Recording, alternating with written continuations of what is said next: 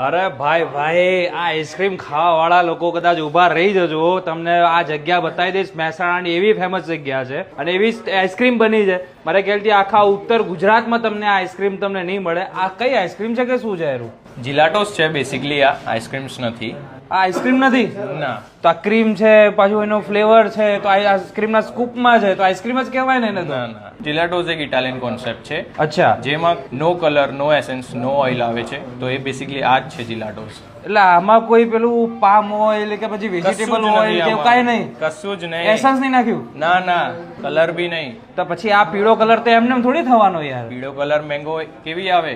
અચ્છા, મેંગોનો colour yellow હોય તો એ જ છે, નેચરલ કલર. પછી આપણે એરું એ બેલ્જિયમ ચોકલેટ છે, સ્ટ્રેટ ફ્રોમ બેલ્જિયમ. જે લોકોને આઈસ્ક્રીમ ખાવાની વધારે પડતા શોખીન હોય ને, તો હું કઈ સ્પેશિયલ મહેસાણાથી આ જગ્યા ઉપર આવું છું. અને કદાચ કોઈ વ્યક્તિ મહેસાણાથી વાયા જતું હોય, સિવાલા સર્કલ આવે, તો આ ઇટાલિયન આઈસ્ક્રીમ સ્કૂપ છે.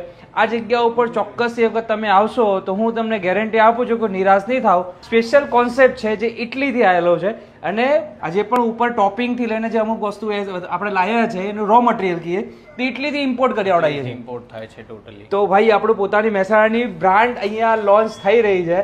તો હવે તમને બતાવી દઈએ કે આમની ખાસિયત શું છે, આઈસ્ક્રીમમાં કયા કયા ફ્લેવર જોવા મળશે એ પણ બતાવી દો. પહેલા ફર્સ્ટ આપણે જોઈ રહ્યા છીએ ખજૂર છે. ખજૂર વાળી? જી, ઓકે. ખજૂર બેઝિકલી એક ઇન્ડિયન આપણું જે હોય છે, ઇન્ડિયન ડેટ્સ આપણે જે ડ્રાય ફ્રૂટ્સ કહીએ છીએ એ છે. ઓકે. તો ખજૂર એ બેઝિકલી આપણી ઇન્ડિયનાઇઝ ફ્લેવર્સ માટે આપણે ખજૂર રાખી હતી.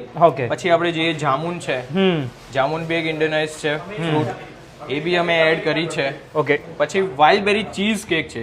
શું વાત છે? Basically wild berry is all mix berries, બધી મિક્સ બેરીઝ માંથી એનું આવે છે બેરીઝ, અને એમાં ચીઝ બેઝ હોય, ચીઝ નો ટચ હોય. ઓકે.